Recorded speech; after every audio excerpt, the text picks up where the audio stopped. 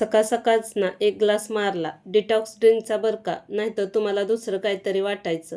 तुमच्या मनाच्या कल्पनाशक्तीला जरा आवर घाला. आता ह्या डिटॉक्स ड्रिंकने मला तर चांगलाच फायदा होतोय आणि हा कसा बनवायचा याचा शॉर्ट व्हिडिओ आपल्या चॅनलवर आहे, तो नक्की बघा. काल मी ना बाजारातून बऱ्याच भाज्या आणल्या होत्या, मग म्हटलं चला आज ना मिक्स भाजीच बनवू.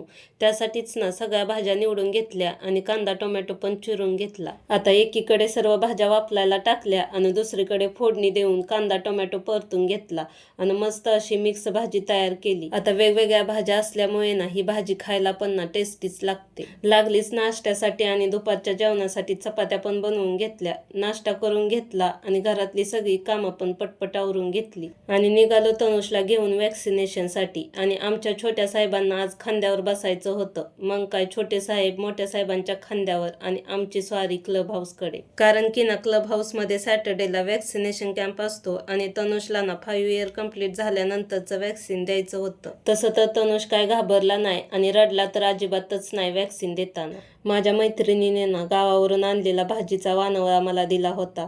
तोच निवडून ठेवायचं माझं काम चालू होतं. आणि तुम्हाला तर माहीतच आहे ना, ह्या हिरव्यागार पालेभाज्या हेल्दी तर असतातच, पण चवीला पण एक नंबरच लागतात.